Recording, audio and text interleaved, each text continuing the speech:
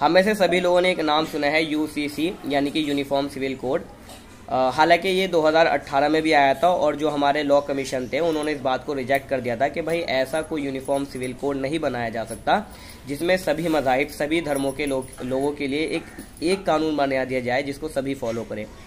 बिल्कुल इसी तरीके से 2023 यानी कि 14 जून को हमारे लॉ कमीशन जो है 22nd लॉ कमीशन जो है जिनका नाम है ऋतुराज अवस्थी, उन्होंने एक नोटिफिकेशन जारी की है जिसमें उन्होंने लोगों की ओपिनियन यानी कि उनकी राय मांगी है यूसीसी के मुताबिक। तो हम सबको चाहिए कि हम इसको रिजेक्ट करें। उसकी वजह कि 1937 में all India Muslim personal law यानी कि जो मुस्लिम पर्सनल लॉ शरीयत एप्लीकेशन एक्ट थी वो 1937 में आज से 80 साल पहले पास हो गई थी, जिसके मुताबिक मुसलमान अपनी शादी और अपने शादी के बाद रहने वाली ज़िंदगी या शादी ना निभा हो तो नलिफिकेशन और उसकी जायदाद यानी कि उसकी प्रॉपर्टी में किस तरीके से उसे डिवाइड किया जाएगा और वगैरह वगैरह, मतलब 7-8 उसमें जो है पर्सनल लॉज है हमारे, जिसके मुताबिक ये बात उस वक्त तय हो गई थी कि कोई भी ना तो कोर्ट और ना गवर्नमेंट हमारे इन पर्सनल लॉज यानी कि जो मुसलमानों को पर्सनल लॉज दिए गए थे उनमें कोई इंटरफेरेंस नहीं करेगी। और ये बात उस वक्त तय हो चुकी थी, मगर आज 80 साल बाद फिर डबल से इसी मुद्दे पर चर्चा हो रही है कि भाई ये मुसलमानों को जो हमने पर्सनल लॉज दे रखे हैं ये नहीं होना चाहिए, बल्कि सबको एक कानून मिलना चाहिए। अच्छा, ये पर्सनल लॉज जो है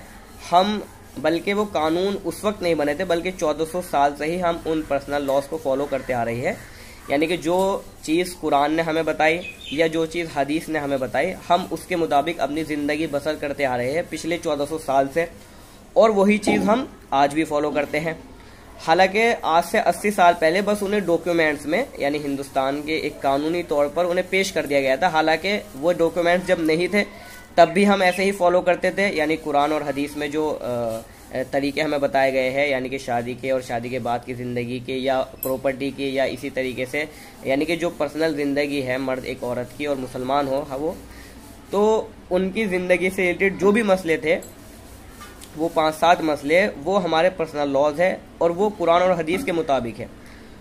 और आर्टिकल 25 जो हमारा कॉन्स्टिट्यूशन का एक लॉ है, एक आर्टिकल है जिसके मुताबिक जो भी हिंदुस्तान में शहरी है, जो हिंदुस्तान का रहने वाला है, वो अपनी ज़िंदगी अपने धर्म अपने मज़हब के मुताबिक गुजार सकता है। यानी कि हम किसी को भी ये फोर्स नहीं करेंगे कि आप ये चीज़ें ना करें और ये करें। अब चूँकि कुरान को मानना और हदीस को मानना ये हमारा धर्म है, यानी हम मुसलमान कुरान और हदीस को मानना अपना धर्म अपना मज़हब का हिस्सा समझते हैं। तो अगर हमसे कोई ये कहे कि नहीं तुम कुरान हदीस को ना मानो बल्कि जो हम कहे वो मानो, तो ये बिल्कुल नाकाबिल बर्दाश्त और अनएक्सेप्टेबल चीज़ है। चूँकि हम जाहिर सी बात है हम मुसलमान हैं, लिहाजा हम कुरान को मानते हैं, और हम मुसलमान हैं तो हम हदीस को मानेंगे, जो लॉ हमें मिले हैं हम उन्हें मानेंगे। तो इस तरीके का कोई लॉ लाना जिससे हमारे जो पर्सनल लॉज हैं उन्हें ठेस पहुँचे, तो इस बात को कोई मुसलमान एक्सेप्ट नहीं करता। यही वजह है कि all India Muslim personal law ने भी जो लॉ कमीशन है उनको उसको रिजेक्शन के लिए एक उनको लेटर भेजा है, और आम जो आवाम है उनको भी चाहिए कि वो इसको रिजेक्ट करें कि भाई हमें ऐसा कोई कानून नहीं चाहिए जो हमारे कुरान और हमारी हदीस के मुताबिक है। क्योंकि जो कानून हम 1400 साल से फॉलो करते आ रहे हैं उसको कोई शख्स उठे और उसे बदलना चाहे तो ये हमारे लिए नाकाबिल बर्दाश्त चीज़ है। उसके लिए आपको चाहिए कि जो ये मैं वीडियो बना रहा हूँ इसके डिस्क्रिप्शन में मैं एक लिंक दूंगा, आपने उस लिंक पर क्लिक करना है। जब आप उस लिंक पर क्लिक करेंगे तो आपको एक ऑप्शन मिलेगा ओपन जीमेल का। जब आप उस ओपन जीमेल पर क्लिक करेंगे तो वो आपको जीमेल पर ले जाएगा, वहाँ से आपने उसे क्लिक करके सेंड कर देना है। तो आपकी ये एप्लीकेशन यानी कि ये रिजेक्शन कि हम ये लॉ नहीं चाहते, ये एप्लीकेशन हमारी जो है गवर्नमेंट के पास पहुंचाई जाएगी, यानी कि लॉ कमीशन तक पहुंचा दी जाएगी कि मुसलमान इस लॉ को नहीं चाहते। चूँकि